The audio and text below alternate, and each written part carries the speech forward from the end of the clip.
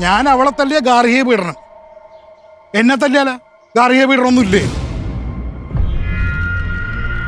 എനിക്കെന്താ ചോദിക്കാനും പറയാൻ ആരുമില്ലേ? ഞാൻ എന്താ ചെണ്ടേ വന്നവർക്കും പോണവർക്കും ഇട്ട് കൊട്ടാൻ? താനത് ക്ഷമിക്കടോ, എന്റെ അമ്മായിയപ്പനല്ലേ. അമ്മായിയപ്പൻ ഇവള് കാരണം ഉണ്ടല്ല എന്റെ അമ്മ എന്നെ തല്ലിയിട്ടുണ്ട്. അവന് പോട്ടെ നോക്കാം, എന്റെ അമ്മയല്ലേ. ഇതതുപോലെയാണ്. വല്ല ഗുണ്ടകളെ പരിചയമുണ്ടോ വക്കീലിന്? ഗുണ്ടകളോ? എന്തിന്? ആക്കിട്ടൊരെണ്ണം പൊട്ടിക്കാൻ ഇതിൽ നല്ല പണി കൊടുക്കണം. ചുമ്മാ ഇരിക്കടോ, ഗുണ്ടകളെ കൊണ്ട് തല്ലിക്കാനോ? അങ്ങനെ ഒരു അയ്യോ ഭാവി. പിന്നെ അയ്യോ ഭാവിയാണല്ലോ. അപ്പം അടി കൊണ്ടതേ എനിക്കാണ്. എനിക്കങ്ങനെ ക്ഷമിക്കാൻ പറ്റൊന്നുമില്ല. ചെറിയൊരു പണി കൊടുത്താൽ മതിയോ? ചെറിയൊരു പണിയൊന്നും പോരാ, കൊടുക്കുമ്പോ നല്ല വലിയ പണി തന്നെ കൊടുക്കണം. കുറച്ച് വലിയ പണിയാണെന്ന് കൂട്ടിക്കോ. അച്ഛനും മോളും കരയണം. അച്ഛനും മോളും കരയാൻ മാത്രമല്ല, അച്ഛൻ്റെ രണ്ടെണ്ണം പൊട്ടിക്കുകയും ചെയ്യാം. മതി, അത് മതി. നടക്കോ? പറയ് വക്കീല്, കാര്യം പറ.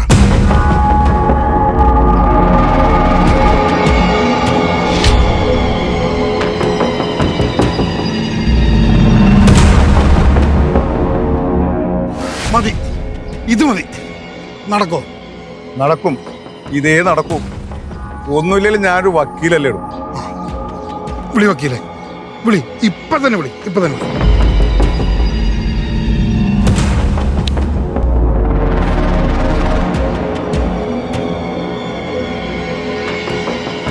ഹലോ,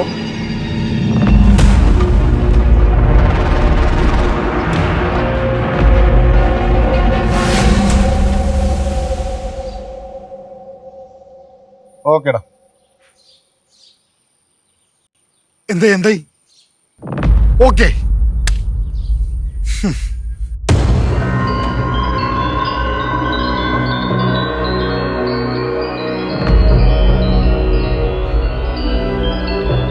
നിനക്ക് വിഷമമൊന്നുമില്ലല്ലോ മോഹന? ഇല്ലമ്മ. എനിക്ക് വിഷമാവെന്ന് കരുതിയിട്ടാണോ നീ പറയാത്തെ? ഇല്ലമ്മ, എനിക്ക് വിഷമമൊന്നായിട്ടൊന്നുമില്ല.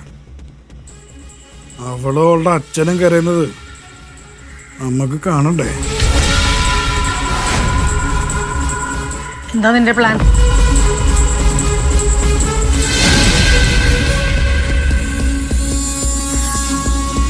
അമ്മ കണ്ടോ, അവളും അവളുടെ അച്ഛനും കരയാൻ ഇനി നിമിഷങ്ങൾ മാത്രമാണ്.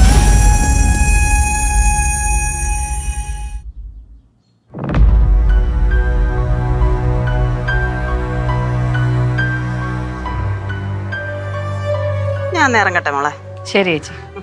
ചേച്ചി പോലെ, പെണ്ണ് വീട്ടുകാരുടെ പരിപാടി മാത്രമേ കഴിഞ്ഞിട്ടുള്ളൂ. ഇനി ചെറുക്കൻ വീട്ടുകാരുടെ പരിപാടി തുടങ്ങാൻ പോണുള്ളൂ. മനസ്സിലായില്ല? മനസ്സിലാവും.